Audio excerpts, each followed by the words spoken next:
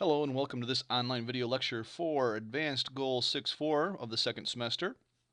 The purpose of this lecture is to teach you how to convert measurements of hydronium concentration or hydroxide concentration into pH and vice versa. So when we're all done with this video lecture and before you take the mastery quiz, the advanced quiz, you should be able to take either a hydronium concentration, calculate the pH, or maybe you're taking a pH and calculating hydronium or hydroxide, one of those things. So make sure that you can do that before you try the quiz. So here we go. Let's get going here and take a look at what's going on. The very first thing we're going to do is just kind of talk about pH and hydronium. That's the first relationship we're going to talk about. pH is a logarithmic statement of the concentration of the hydronium ion that's in a solution.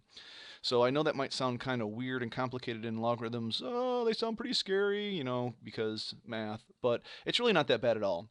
So let's just look at this relationship. You've got your hydronium ion concentration, and remember the hydronium ion is formed when substances give off that proton, that positive hydrogen ion, and it gangs up with water. So we have the concentration of this hydronium ion that's in the solution. Remember, that's what it means when it's in brackets. That's directly related to the pH. So what is the pH? Well, I don't know why I wrote the hydronium first. Let me get rid of that. That was silly of me. So let's get rid of this. All right. So what is the pH then? The pH is a logarithmic way of stating what that hydronium concentration is, because it can go from being crazy small to many times larger. And so we use a logarithmic scale to make those numbers a little bit easier to understand.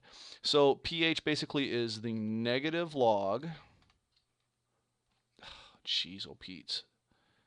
A little rusty with these videos or something today. Jeez. It's the negative log of the hydronium concentration. That's literally all that it is. So that's not too terribly complicated. That's not that difficult to see. It's definitely not that difficult to remember. It's the negative log of hydronium concentration. So what does that mean? Well, let's say that I've got a pretty weak solution of hydrochloric acid. So let's say it's like, oh, I don't know, let's say it's 0.0025 molar, and that's hydrochloric acid.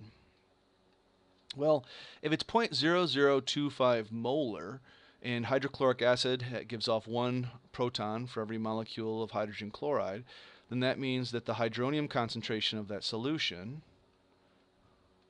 is equal to 0.0025. So then all we have to do to find the pH of that solution is to take the negative log of that. So remember, pH equals the negative log of the hydronium concentration. And in this case, it's 0.0025. So I can't do that in my head. Maybe someone better than I could, but I'm not going to even try. So I'm going to pull up a calculator, and I've got the handy dandy Windows scientific calculator here, and I've got, let me move the, let's move this up a little bit so we can see what's going on in both places. So I need to take the negative log of 0.0025. Now it's been a while since I've done a log, but we've got the log button right there, so I'm going to put 0.0025, and then I'm going to take the log of that, and then I'm going to switch the sign.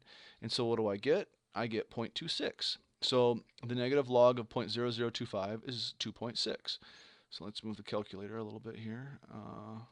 So 2.6. So that means the pH of this 0.0025 molar hydrochloric acid solution is actually 2.6. And that's exactly how it works. It's just the negative log of the hydronium concentration. So if it's a monoprotic acid, if it only has one H, for molecule of acid, or 1 mole of H for mole of acid, then the molarity is going to be equal to the hydronium concentration. Remember, for diprotic acids, things like sulfuric acid, which is H2SO4, For every mole of this, you're going to make 2 moles of hydronium, and so the hydronium concentration would be twice the concentration of the diprotic acid. And of course, the relationship holds if you get into acids that have more than 2 hydrogens as well. If it's 3 hydrogens per acid, then it's 3 times or whatever. Right? So that's pretty simple. That's how you do the pH. But you can go the other way as well. So the pH is the negative log of hydronium. So basically, to go the other way, we have to do the opposite of that. And sometimes that's confusing to students what the actual opposite of a log is. But basically, since this is a base 10 log, the opposite of doing the log is to raise 10 to a power. So what it looks like is that the hydronium concentration, my bracket's not so square there, is equal to 10 to the negative pH. Right? So it's just 10 raised to the negative pH. So that's not that bad. So let's look at an example of this too.